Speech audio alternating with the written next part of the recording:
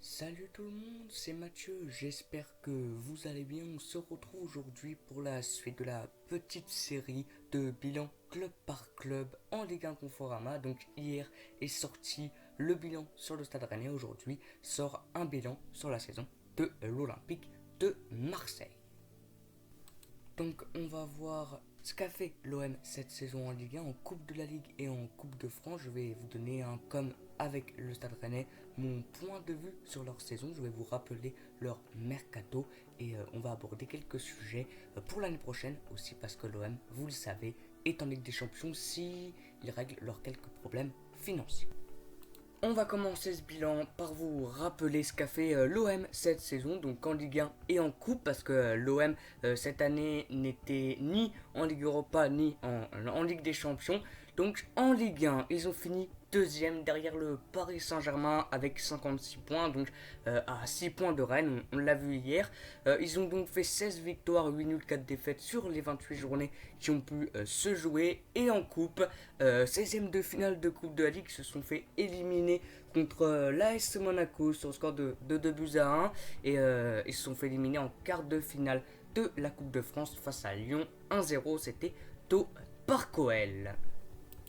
Mon point de vue maintenant sur la saison de l'Olympique de Marseille, donc je vais commencer par donner mon point de vue en Ligue 1 Conforama, c'est bien évidemment une saison réussie, une saison positive pour l'OM. Et ce que j'ai aimé cette saison à l'Olympique de Marseille, c'est la régularité, parce que depuis plusieurs années, ce qui leur manque à l'OM pour aller chercher tout simplement des compétitions européennes, c'est la régularité, parce que les années précédentes, ils gagnaient 3 matchs, après ils refaisaient une série de défaites, puis un match nul, puis une victoire, puis une défaite, et une victoire, un match nul. Ils n'arrivaient pas à trouver une régularité dans leurs résultats, ce qui est le cas cette saison. Par exemple, au mois, je crois, de novembre-décembre, ils ont enchaîné 6 victoires avant de faire un match nul face à Metz au Saint-Symphorien un partout.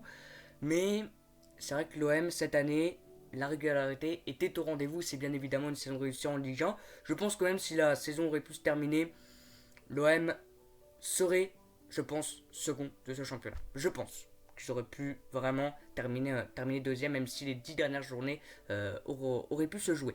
Ensuite, en coupe, c'est un petit peu comme Rennes, il y a une coupe qui a été réussie, une autre qui ne l'a pas été. Donc en Coupe de la Ligue, c'est le point négatif de la saison. Ils se sont fait sortir dès le début en 16e de finale face à l'AS Monaco de buts à 1.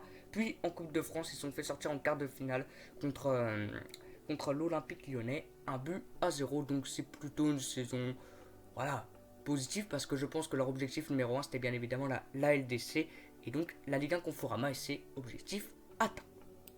On va maintenant passer à leur mercato. Est-il positif, est-il négatif? Je vous rappelle donc ce qu'ils ont effectué pendant le mercato d'été et le mercato d'hiver. Donc je commence par les départs. Donc les départs sont les suivants: Lucas Ocampos, Luis Gustavo Clifton, NG Youssouf Sari, Ayem Abdenour, Mario Balotelli, Romain Cagnon, Florian Escales, Thomas Ubokan, Sacha Marazovic, Rolando et Adil Rami sont partis. Les arrivées sont les suivantes: Dario Benedetto, Valentin Rongier, Alvaro, et les retours de prêt de Edine Raoui et de Grégory Sertic.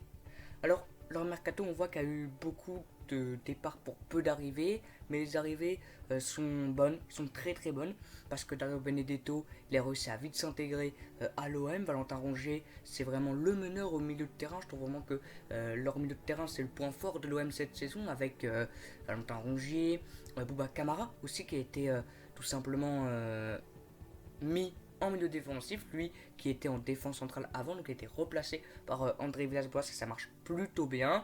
Et puis Morgan Sanson aussi, donc le trio du milieu de terrain marseillais est très très bon, donc je trouve vraiment qu'ils ont fait une bonne saison.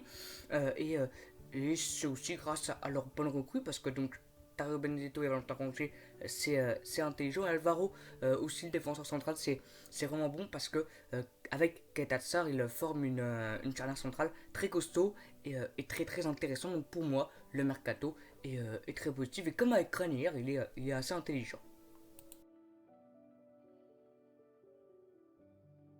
Et enfin, pour terminer ce bilan, on va parler un petit peu de l'année prochaine pour l'OM. Vous le savez, ils sont en Ligue des Champions. Après, Faut voir, mais je pense qu'ils vont réussir quand même à y être parce que comme je l'ai dit en début de vidéo, il y a quelques problèmes financiers avec je crois le fair play financier, je crois, hein, qui peut-être empêcherait l'OM d'aller en Ligue des Champions, mais je suis pas trop sûr, mais je crois qu'il y a des problèmes là-dessus. J'espère vraiment qu'ils vont réussir quand même à y aller parce qu'ils ont fait une bonne saison.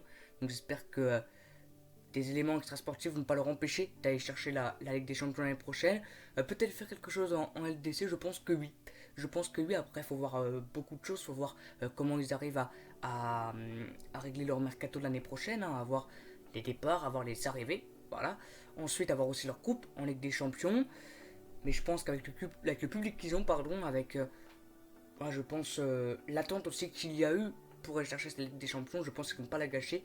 Et je vois bien, après, je peux pas me projeter, mais faut voir le groupe, voir l'équipe qui vont réussir à construire l'année prochaine. Mais je les vois bien, au moins, je pense, finir troisième de leur groupe et donc être tout simplement admis en Ligue Europa. Voilà, parce que les troisièmes des groupes de phase de poule de Ligue des Champions sont en Ligue Europa. Donc, je pense que l'OM peut vraiment faire quelque chose l'année prochaine. Après, il faut voir, hein, je le répète, l'équipe, tout simplement aussi le groupe dans lequel ils vont être. Donc il faut voir plusieurs choses, mais je pense vraiment qu'ils peuvent faire quelque chose de cool et d'intéressant l'année prochaine en Ligue des Champions. Maintenant, c'est à voir.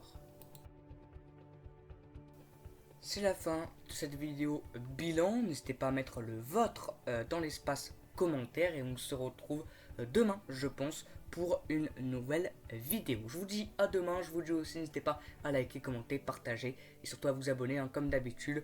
Donc à demain et ciao.